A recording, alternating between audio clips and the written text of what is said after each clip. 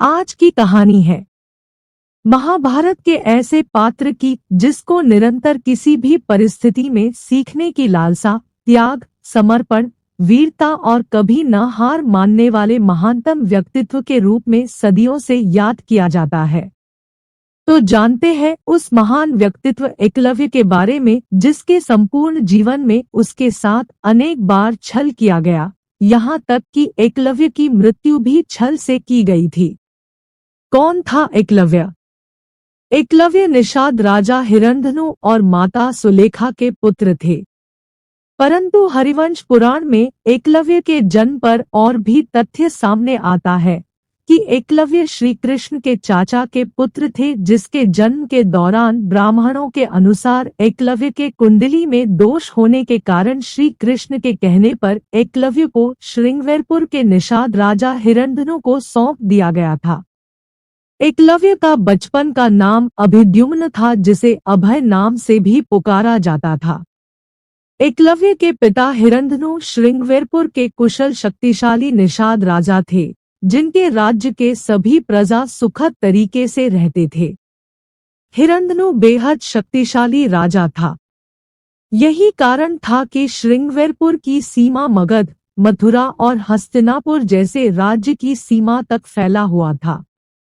एकलव्य अपने पिता की तरह ही बचपन से जंगली जानवर और अपने राज्य के लोगों के प्रति दया भाव रखते थे, और यही कारण था कि वह सर्वश्रेष्ठ धनुर्धर योद्धा बनना चाहते थे, ताकि उनकी सीमा में कोई शत्रु आक्रमण करने की कभी न सोचे और वे अंत में सर्वश्रेष्ठ योद्धा बने भी। एकलव्य ने धनुर्विद्या कैसे सीखा?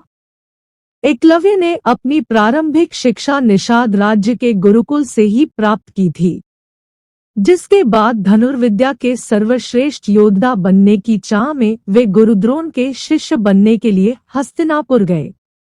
आचार्य द्रोणाचार्य उस समय के सर्वश्रेष्ठ गुरु थे, जिनके पास युद्ध विद्या के सारे ज्ञान थे। तत्पश्चात एकलव्य निश्चय कर लेता है कि वह सिर्फ गुरु द्रोणाचार्य से ही धनुर्विद्या के सारे ज्ञान सीखेगा, और वे हस्तिनापुर के लिए निकल जाते हैं। जब एकलव्य हस्तिनापुर गुरुद्रोण के आश्रम में पहुंचता है और गुरुद्रोण को शिक्षा देने के लिए आग्रह करता है, परंतु गुरुद्रोण एकलव्य को शिक्षा प्रदान करने के लिए साफ इनकार कर देते हैं, क्योंकि आचार्य द्रोण को पितामह भीष्म ने हस्तिनापुर के राजकुमारों को सर्व शिक्षा प्रदान करने के लिए नियुक्त किया था, जिसके कारण वे किसी अन्य को अपने आश्रम में शिक्षा प्रदान नहीं कर सकते थे। द्रोणाचार्य के इनकार करने के बाद एकलव्य भील समाज की सीमा में चले जाते हैं, क्योंकि एकलव्य ने द्रोणाचार्य को अपना गुरु मान लिया था।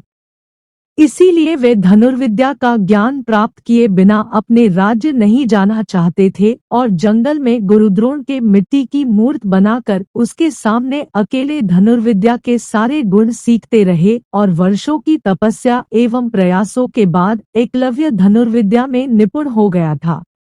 एक दिन एकलव्य ध्यान मुद्रा में बैठे हुए थे, लेकिन एक कुत्ते के भौंकने की आवाज जोर जोर से आ रही थी, जिसके कारण एकलव्य ध्यान नहीं कर पा रहे थे।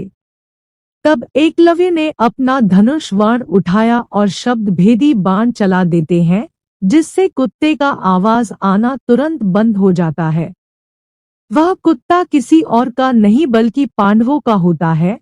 पांचों पांडव कुत्ते के मुंह को तीरों से भरा देख चौंक जाते हैं, क्योंकि कुत्ते के मुंह से एक भी कतरा रक्त नहीं निकला था और उसके मुंह में अनेकों तीरें भरी हुई थी।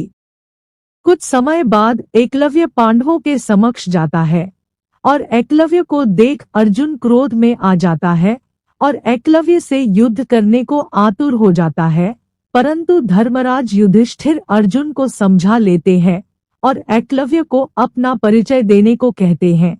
तब एकलव्य अपने आप को द्रोणाचार्य का शिष्य बताता है, जिसे सुनकर अर्जुन चकित हो जाता है, क्योंकि आचार्य द्रोण ने अर्जुन से वादा किया था कि वह अर्जुन को सर्वश्रेष्ठ धनुर्धर बनाएंगे, परंतु एकलव्य धनुर्विद्या में अर्जुन से कई गुना ज्यादा निपुण था।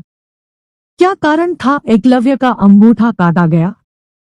अर्जुन उदास होकर आचार्य द्रोणाचार्य के पास जाता है और सारी बातें उन्हें सुनाता है, जिसे सुनकर द्रोणाचार्य बेहद प्रसन्न होते हैं।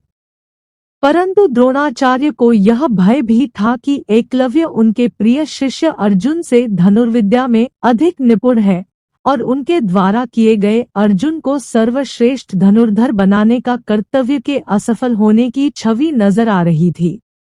इसके बाद गुरु द्रोणाचार्य अर्जुन और अश्वत्थामा के साथ एकलव्य से मिलने के लिए भील समाज में जाते हैं। आचार्य द्रोण के आने की समाचार से एकलव्य खुशी से भर जाता है और आचार्य के आदर सत्कार की सारी व्यवस्था कर लेता है।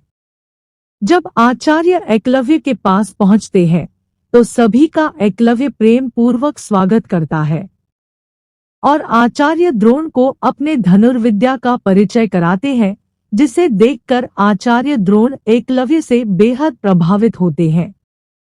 परंतु अर्जुन से किया वादा और अपने स्वार्थ के कारण न चाहते हुए भी आचार्य द्रोणाचार्य एकलव्य से गुरुदक्षिणा में उसके दाहिने हाथ का अंगूठा की मांग कर देते हैं, जिसे सुनकर एकलव्य खड़े हो जाता है और प्रसन्नता से आचार्य द्रोणाचार्य को गुरु दक्षिणा में अंगूठा काट के दे देता है।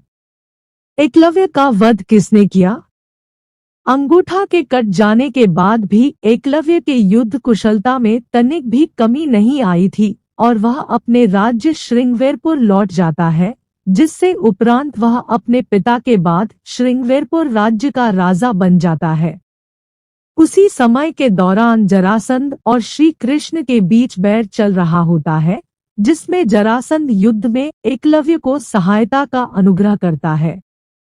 तत्पश्चात एकलव्य जरासंध की ओर से यादव सेना पर टूट पड़ता है और अकेले ही समस्त यादववंशी योद्धाओं पर भारी पड़ता है, जिसकी सूचना भगवान श्री कृष्ण को हो जाती है और श्री कृष्ण युद्ध भूमि में पहुंचते हैं। श्री कृष्ण एकलव्य के वीरता और तेज तर्रार बाणों को देख आश्चर्य में पड़ जाते हैं। तत्पश्चात छल से श्री कृष्ण द्वारा एकलव्य की मृत्यु हो जाती है। एकलव्य की मृत्यु पर एक और तथ्य महाभारत के अर्जुन कृष्ण संवाद में मिलता है कि श्री कृष्ण ने पांडवों की विजय में रुकावट खड़ा करने की आशंका में एकलव्य को छल से मारा था, क्योंकि उस समय एकलव्य जरासंध के पक्ष में थे और निश्चय था कि वह महाभारत के भीषण युद्ध में कौरवों की ओर से लड़ते। अगर ऐसा होता तो पांडवों को पराजय का सामना करना पड़ सकता था। एकलव्य के मृत्यु के उपरांत एकलव्य और उनकी पत्नी समीरा का पुत्र केतुमान श्रृंगवेरपुर का राजा बन जाता है और महाभारत के युद्ध में कौरवों के पक्ष में लड़ते हुए भीम के हाथों वीरगति को प्राप्त होते हैं। एकलव्य के जीवन से क्या शिक्षा मिलती है? एकलव्य के संपूर्ण जीवन से हमें यह शिक्षा मिलती है कि परिस्थितियां चाहे कैसी भी हो, हमें हौसला नहीं छोड़ना चाहिए। हमें हमेशा कुछ न कुछ सीखते रहना चाहिए और हमें खुद पर काम करते रहना चाहिए, ताकि हम हर परिस्थिति में अपने आप को अपग्रेड कर सके।